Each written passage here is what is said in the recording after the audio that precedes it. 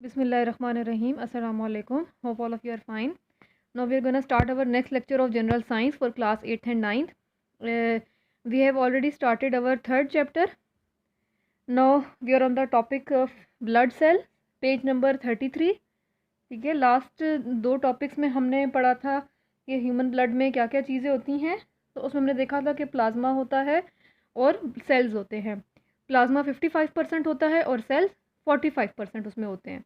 अब हम देख लेते हैं कि सेल्स में क्या क्या चीज़ें हमारे पास आ जाती हैं। बेसिकली 3 टाइप्स ऑफ सेल हम देखते हैं, red blood cell, white blood cells और प्लेटेलेट्स। ठीक है, लेकिन अब इनको रीड कर लेते हैं तो आपको मज़ीद क्लियर हो जाएगा। Following 3 types of cells are floating in the plasma which perform some very important functions। ठीक है, यानी यही ब्लड के अंदर जो प्लाज्मा है 55%, उसी के अंदर मज़ीद ये सेल्स होते हैं 45%। तो टोटल मिल के पूरा हमारे पास 100% ब्लड की रेशो कंप्लीट हो रही है। तो कौन से सेल्स होते हैं? The cells are 45% by volume, red blood cells, white blood cells and platelets. इनके साइंटिफिक नेम के लिए क्या है? Erythrocytes, leukocytes, thrombocytes. ठीक है, ये इनके साइंटिफिक नेम है जो आपको आने चाहिए, याद होने चाहिए। अब हम पढ़ लेते हैं रेड ब्लड सेल कि रेड ब्लड सेल में क्या होता है। They are the most numerous in the blood. Each cubic millimetre of blood contain about 5 million red blood cells. ठीक है, यानी सबसे ज़्यादा तादाद इनकी होती है आरबीसी, रेड ब्लड सेल की। ठीक है, यानी अगर हम जो ब्लड का वॉल्यूम है उसमें सिर्फ हम 1 क्यूबिक मिलीमीटर के अंदर कम अज़ कम 5 मिलियन रेड ब्लड सेल्स मौजूद होते हैं। Red blood cell contains a protein called haemoglobin which carries oxygen to all cells of the body. ठीक है, ये हम पहले भी पढ़ चुके हैं कि हीमोग्लोबिन जो है वो रेड सेल्स के अंदर मौजूद होता है। ठीक है, यानी वाइट सेल्स में या प्लेटेलेट्स में हीमोग्लोबिन नहीं होता, हीमोग्लोबिन मौजूद होता है, रेड ब्लड सेल का हिस्सा है। ठीक है, और हीमोग्लोबिन की वजह से ही ऑक्सीजन जो है वो ट्रांसफ़र हो रही होती है, ट्रांसपोर्ट हो रही होती है हर जगह बॉडी में। Haemoglobin gives red colour to the blood. ठीक है, और इसी की वजह से, यानी हीमोग्लोबिन की प्रेजेंट होने की वजह से ही इनको रेड ब्लड सेल कहा जाता है, क्योंकि इसी की वजह से रेड कलर ब्लड का बन रहा होता है। Haemoglobin has a remarkable property of attaching dissolve oxygen to itself and give it up again. ठीक है, यानी कह रहे हैं कि ये जो इसकी प्रॉपर्टी है कि ये ऑक्सीजन को ट्रांसपोर्ट करती है, ये बहुत ज़्यादा अहम प्रॉपर्टी है। ठीक है, कि इसके अंदर इजीली ऑक्सीजन डिजॉल्व हो जाती है और उसमें से निकल भी जाती है। मतलब तभी एक पोर्शन ब्लड का लेकर दूसरी पोर्शन तक ऑक्सीजन को पहुंचा रहा होता है। This oxygen is very essential for living cell. ठीक है, यानी तमाम बॉडी के लिए जितने भी उसमें सेल हैं उनके लिए, उनकी ज़िंदगी के लिए या सेल्स के लिए ये बहुत ज़्यादा इंपॉर्टेंट होती है oxygen, because it is used in respiration and provides energy to the cell. ठीक है, यही ऑक्सीजन जो है वो रिस्पायरेशन में यूज़ होती है और नतीजे में हमें एनर्जी मिल रही होती है। ठीक है, तो ये ऑक्सीजन कैरीज जो हो रही होती है वो सारी हीमोग्लोबिन में, और हीमोग्लोबिन कहाँ है? रेड ब्लड सेल में है। The average life of a red blood sales is 120 days.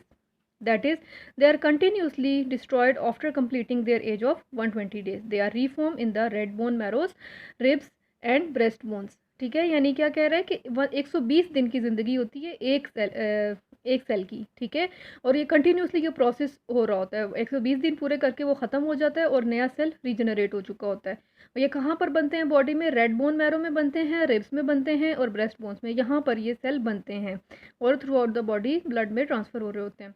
White blood cells क्या हैं? They are colourless and irregular in shape and have a prominent nucleus in them.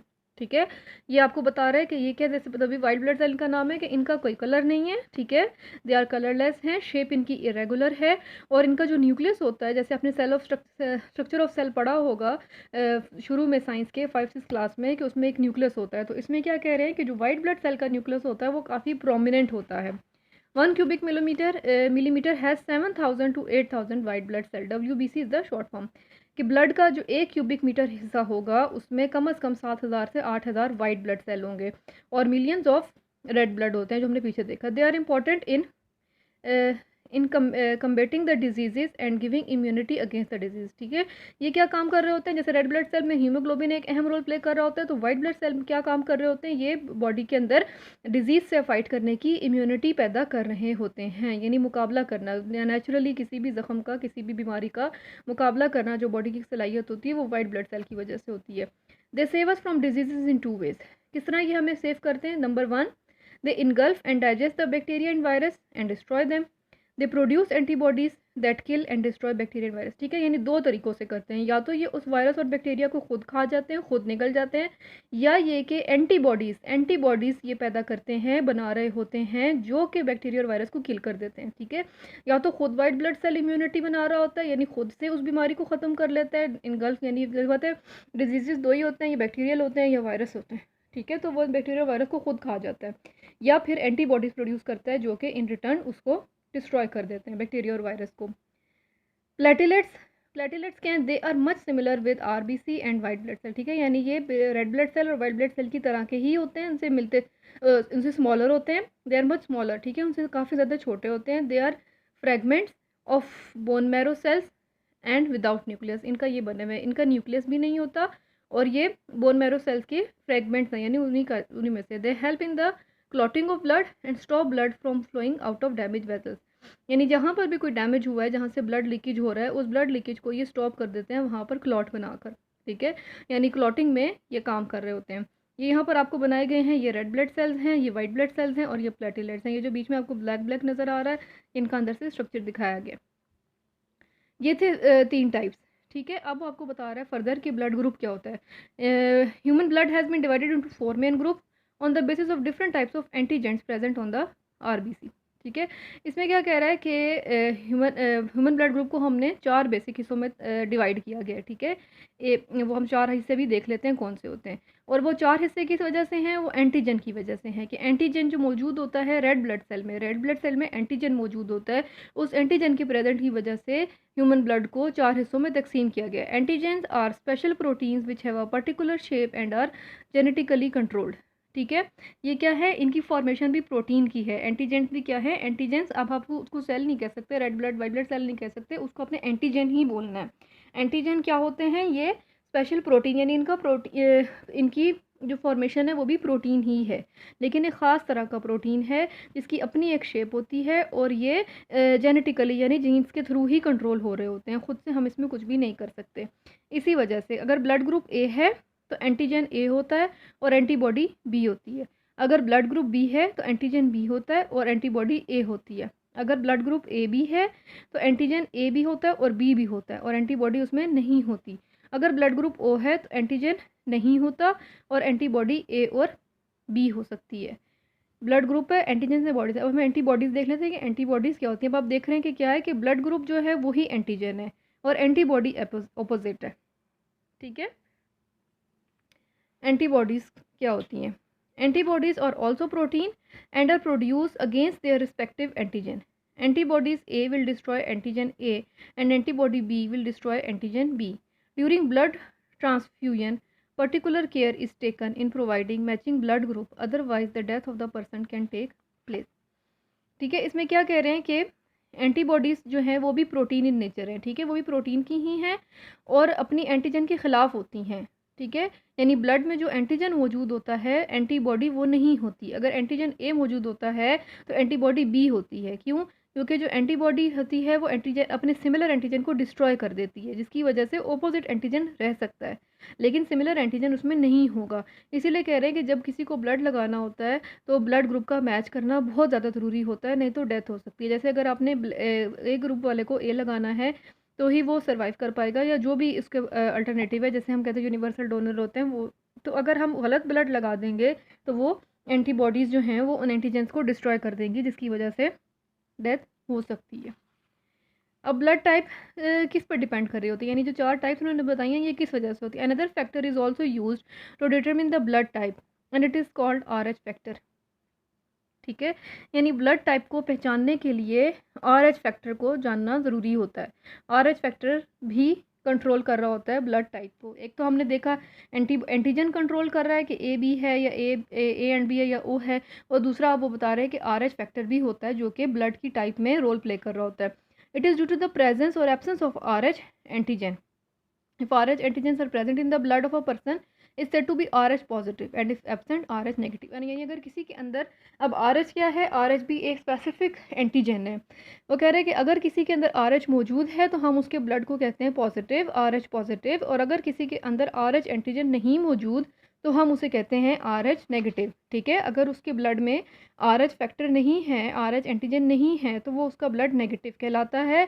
और अगर उसके अंदर RH एंटीजन मौजूद है तो उसका ब्लड पॉजिटिव कहलाता है, ठीक है। पहले तो हमने देखा सिर्फ कि एंटीजन में A एंड B और O ये हमारे पास नन आ रहे हैं, ठीक है। लेकिन अब साथ साथ वो बता रहा है पॉजिटिव RH और नेगेटिव RH का भी बता रहा है कि अगर पॉजिटिव एंटीजन RH मौजूद है तो ब्लड कहा जाएगा पॉजिटिव। तो इस वजह से अब ब्लड ग्रुप किस तरह बन जाएगा कि एक तो एंटीजन A होने की वजह से A और साथ पॉजिटिव, अगर RH उसमें मौजूद है तो A पॉजिटिव, और अगर RH मौजूद नहीं है तो A negative. Similarly B positive अगर RH एंटीजन है, अगर RH एंटीजन नहीं है तो B नेगेटिव, ठीक है। इस तरह यहाँ पर हम देखेंगे, इसी तरह O पॉजिटिव और O negative. Blood group and blood type of a person can not be change as they are genetically controlled, ठीक है। यानी ये जीन्स का काम है पूरा कि ये वाले एंटीजन बॉडी में हैं नहीं हैं, तो इस लिहाज से ब्लड टाइप जो है वो खुद से कंट्रोल नहीं हो सकती, बल्कि ये जेनेटिकली ही कंट्रोल हो रही होती है। तो यहाँ पर हमारा ये ब्लड टाइप का ब्लड सेल्स का टॉपिक कंप्लीट होता है। लास्ट टाइम हमने प्लाज्मा पढ़ा था, इस दफ़ा हमने सेल्स पढ़े हैं कि white red blood cell, white blood cell, platelets. और उसके अलावा फिर हमने पढ़ा कि ब्लड में जो ग्रुपिंग है वो किस बेस पर हो रही है, वो हो रही है एंटीजन की बेस पे और RH एंटीजन की बेस पे, ठीक है। अगर एंटीजन उसके अंदर जो से एंटीजन्स मौजूद हैं, और एंटीजन कहाँ होते हैं, ये RBC रेड ब्लड सेल में मौजूद होते हैं, और इसी वजह से ब्लड की कैटेगरीज बनती हैं। और पॉजिटिव और नेगेटिव कैटेगरीज किस वजह से बनती हैं, RH एंटीजन की वजह से बनती हैं। तो ये छोटा सा बिल्कुल टॉपिक है। अब इससे रिलेटेड हम थोड़े से क्वेश्चंस देख लेते हैं। ये आप लोगों के क्वेश्चन हैं। क्वेश्चन नंबर 1 है, how many red blood cell are there in a cubic millimetre of blood, यानी 1 क्यूबिक मिलीमीटर ऑफ ब्लड में कितने रेड ब्लड सेल होते हैं।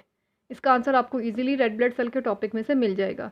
फिर why blood is red in colour, ठीक है। ये हमने पढ़ा कि रेड ब्लड सेल्स में जो हीमोग्लोबिन होता है, उस हीमोग्लोबिन की वजह से कलर रेड होता है ब्लड का। तो ये आपने डिटेल एक दो लाइंस में इसको आंसर में लिखना है, यही बात आपको बुक में मिल जाएगा लिखा हुआ। What is the average life of red blood cell, ठीक है। हमने देखा कि 120 डेज़ की होती है। फिर है how white blood cell save us from diseases. तो इसमें भी हमने दो तरीके देखे, एक ये कि वो खुद किल कर देते हैं, और एक ये कि वो एंटीबॉडीज़ प्रोड्यूस करते हैं जो कि वायरस और बैक्टीरिया को किल कर रही होती हैं। लास्ट है, what are the factors use to determine blood type, यानी ब्लड टाइप डिटरमिन करने के लिए कौन से फैक्टर्स यूज़ होते हैं। सबसे पहले हमने देखा था कि इसमें एंटीजन का फैक्टर आता है, ठीक है, कि ब्लड ग्रुप डिवाइड होता है on the basis of different type of antigens present on the red blood cell. ये आपको मिलेगा जो ब्लड ग्रुप का टॉपिक है, वहाँ से मिलेगा। एक फैक्टर उसमें लिखा हुआ है, और दूसरा फैक्टर जो ब्लड टाइप में लिखा हुआ है कि another factor is use to determine the blood type, ठीक है, दूसरा आपको वहाँ से मिलेगा। इसको आपने थोड़ा सा ध्यान से लिखना है। दो फैक्टर्स हैं, एक एंटीजेंस है और एक RH एंटीजन है, दोनों को अलग अलग करके आपने इसमें मैंशन करना है, ठीक है। ये 5 सवाल हैं आप लोगों के लिए, इजी हैं, इतने मुश्किल नहीं है। होप सो आप इजीली इनके आंसर्स अपनी बुक में फाइंड कर लेंगे और इनको कॉपी पे नोट करेंगे। Now we will meet in the next lecture. अल्लाह हाफिज़।